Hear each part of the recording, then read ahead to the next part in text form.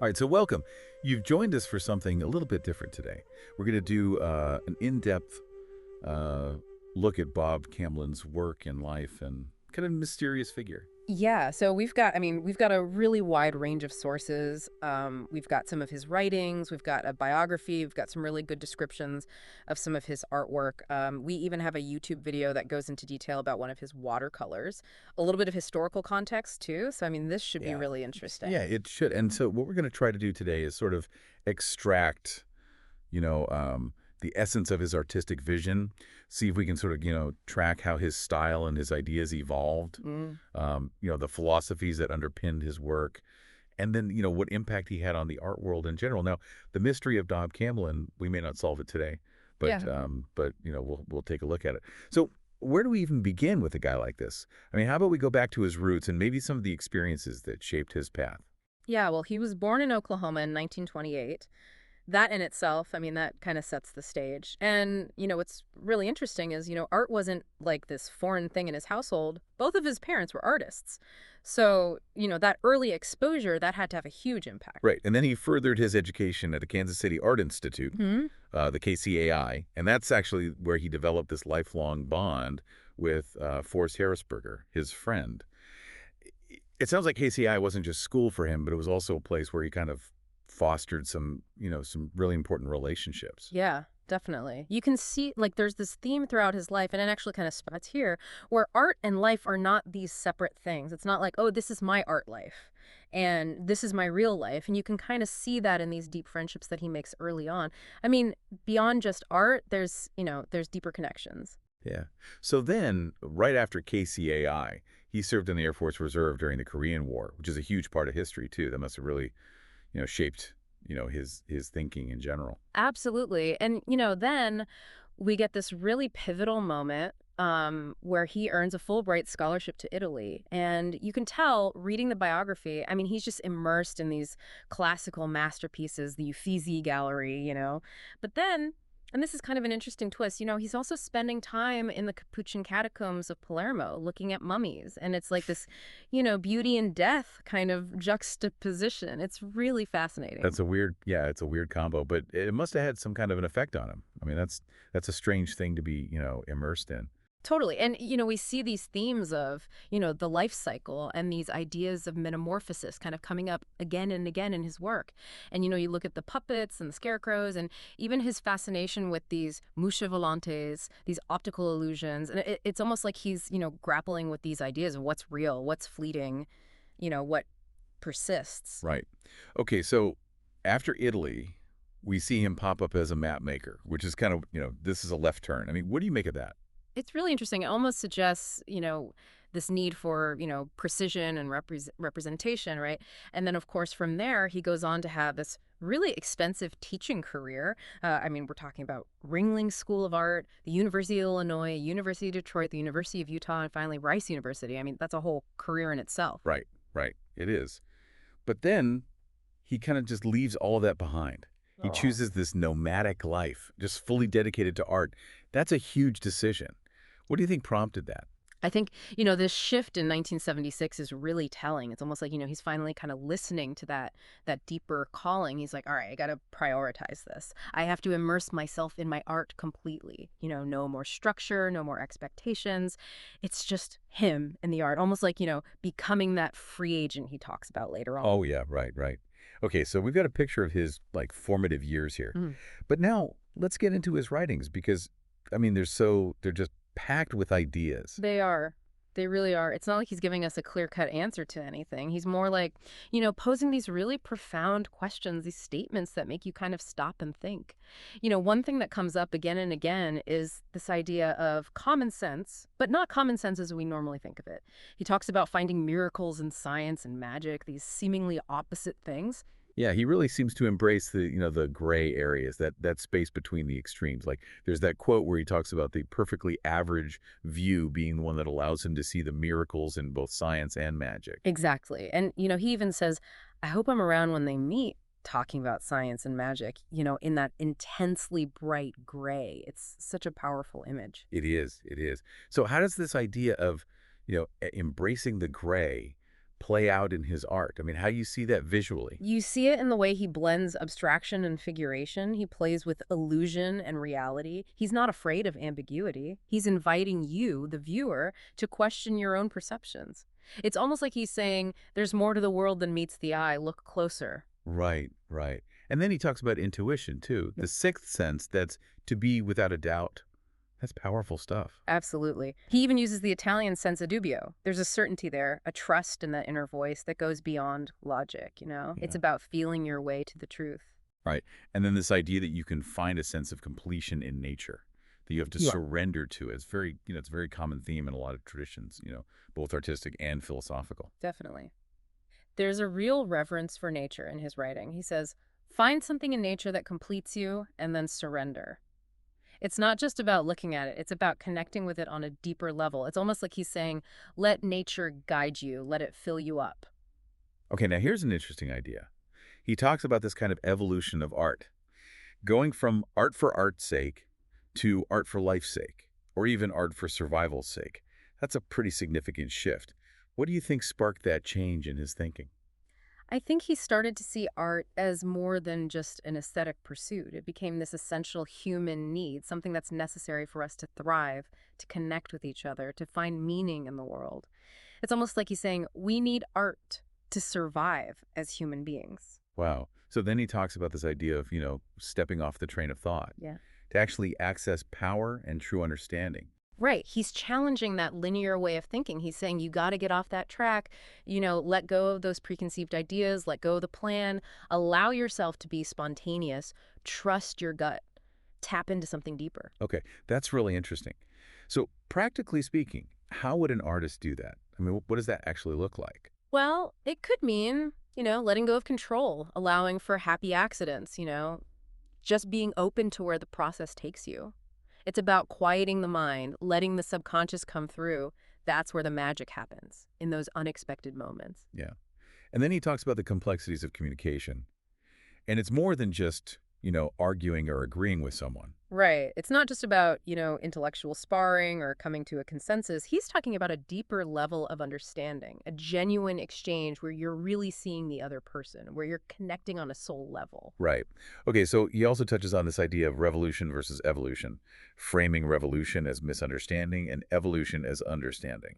Right. He's basically saying true change comes from within. It's a gradual process of understanding and growth. It's not about forcing something to happen. It's about allowing it to unfold naturally. Okay. So then he defines an artist as, quote, a free agent, unquote, not bound by commitment except by desire.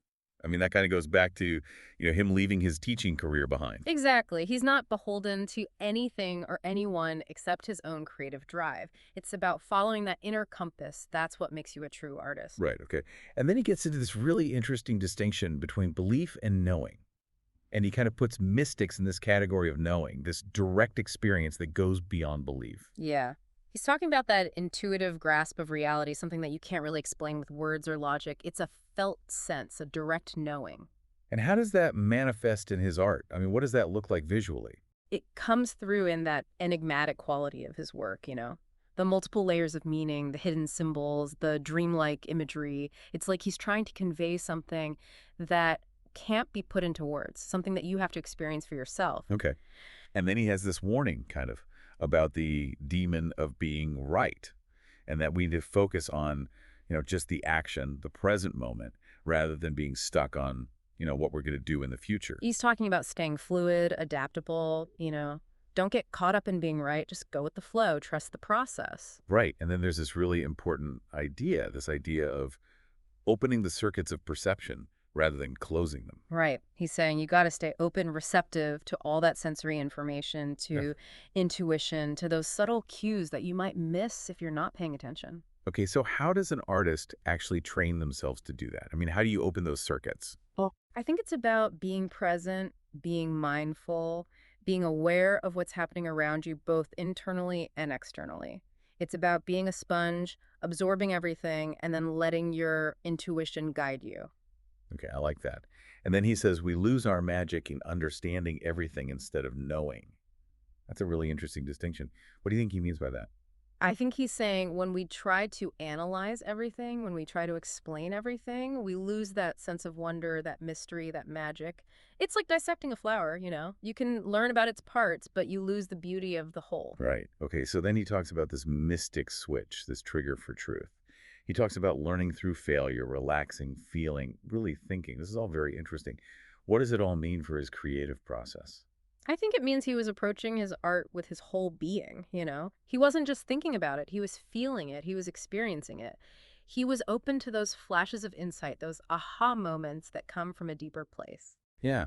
And then this lovely idea that everyone is a mirror and that there's magic in that connection. What do you think he's trying to say here? I think he's saying we see ourselves reflected in other people. And that can be a really powerful thing, you know? It can help us to understand ourselves better, to see our own strengths and weaknesses, to grow and evolve. Right. Okay, so then he makes this distinction between positive and negative magic. Positive magic is seeing, negative magic is power. He's basically saying true art is about revealing, about illuminating, about showing us something new about ourselves and the world. It's not about manipulating or controlling. And then he talks about this deceptive nature of real seeing, that things aren't always what they seem. Right. He's pointing to that hidden dimension of reality, that there's always more than meets the eye. And I think this ties into his use of illusion in his art, you know? He's inviting us to look deeper, to question our assumptions, to see things from a different perspective. Right, right. Okay, so here's something that every artist struggles with. The dilemma of the disposable art culture, where novelty is often valued over, enduring technique. Yeah, he was very aware of that tension between the pressure to be new and innovative and the risk of the audience getting bored. He even says, you know, if an artist is successful in developing a new technique, the audience is bored unless it entertains or is entertaining. You know, it's almost like he's saying, you got to keep pushing the boundaries, but you got to keep the audience engaged. Right, right. And then there's this idea from the symbolists that, explanation kills the essence of art. It's like, if you try to explain it, you lose something. Exactly. He understood that the power of art often lies in its mystery, in its ambiguity.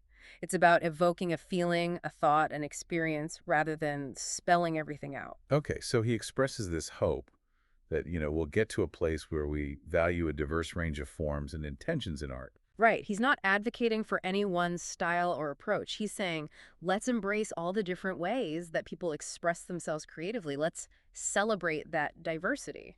Okay. And then he makes this really interesting distinction between knowledge and feeling.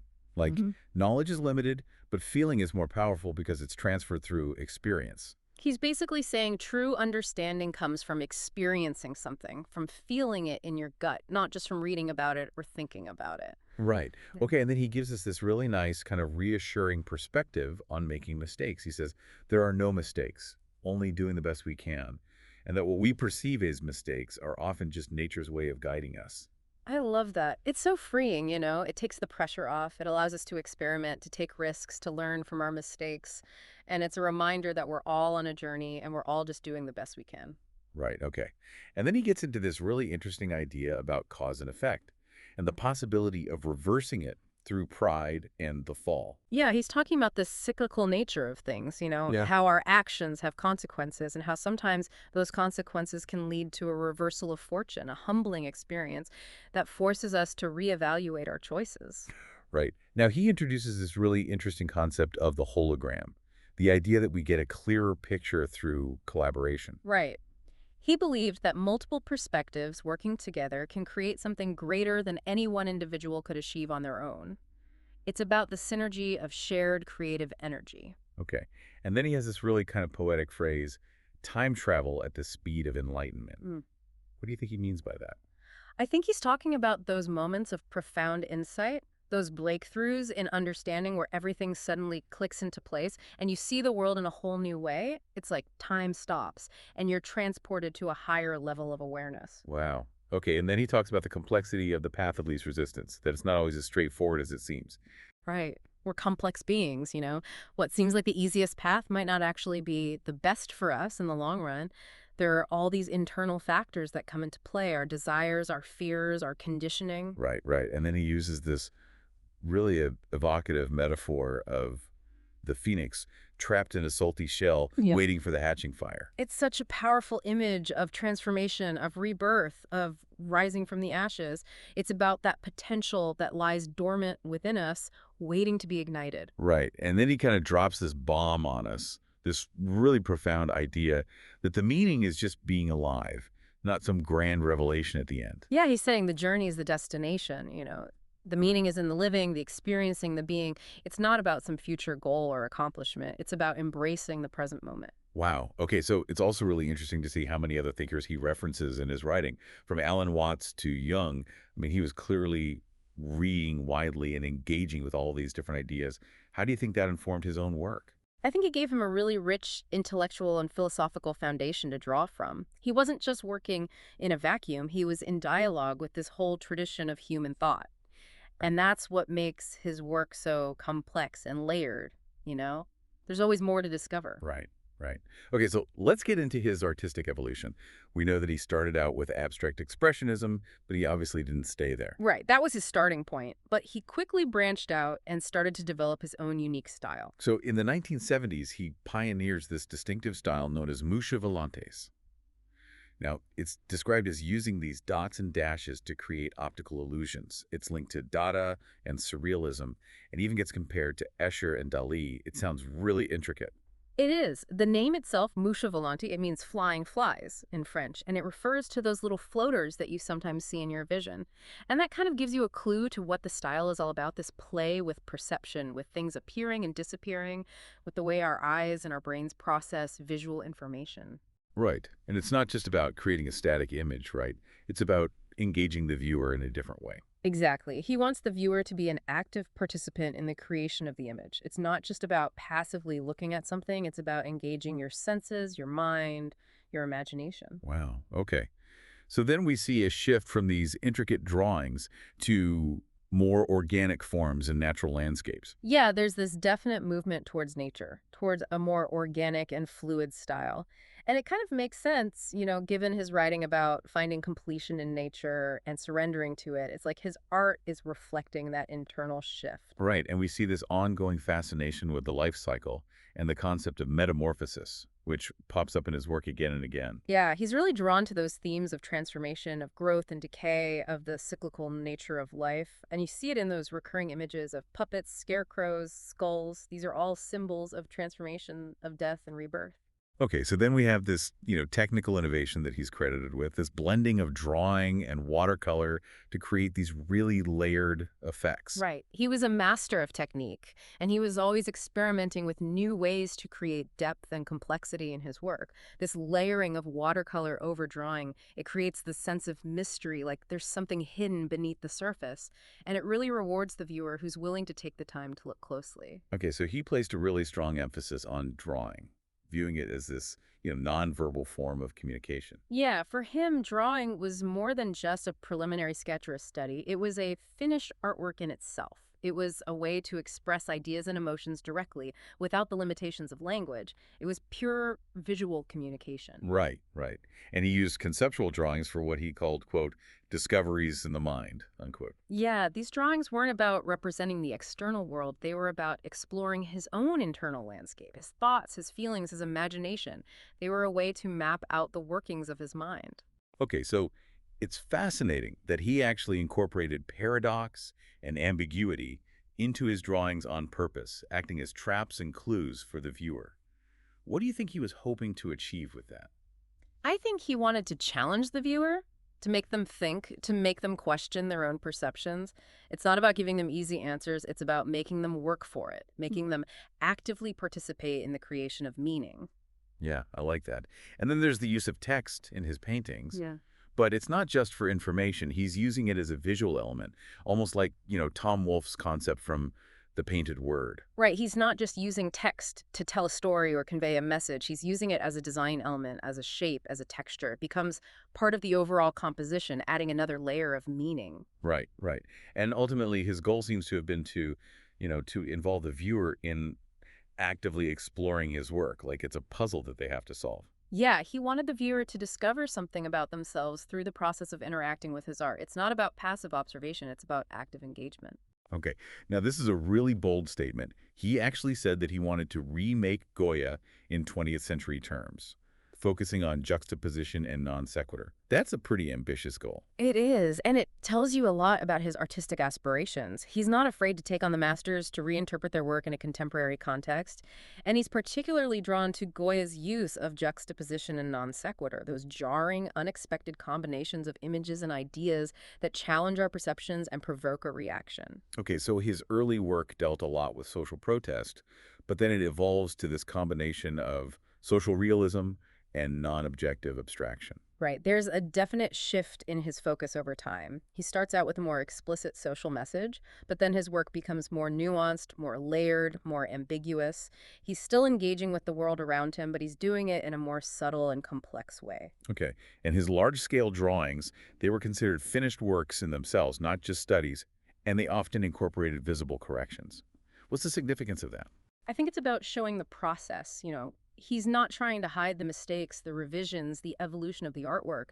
He's embracing the imperfection, the messiness of the creative process. Okay, so then we learn that in the 1960s, he was consciously trying to combine the poetic suggestions of Hugo van der Goes with the emotional intensity of Goya. Yeah, that's a really interesting combination. He's taking elements from these two very different artists from different eras and different styles, and he's fusing them together to create something new and unique. And we learn that he intentionally used a muted color palette in his paintings to create a harmony with his drawings. Right. He's not interested in flashy colors. He wants the focus to be on the line, the form, the composition. The muted colors create a sense of quiet and contemplation, which is really appropriate for the kind of work he's making. Okay, so the 1970s see this focus on the life cycle, metamorphosis, and mystical states of mind.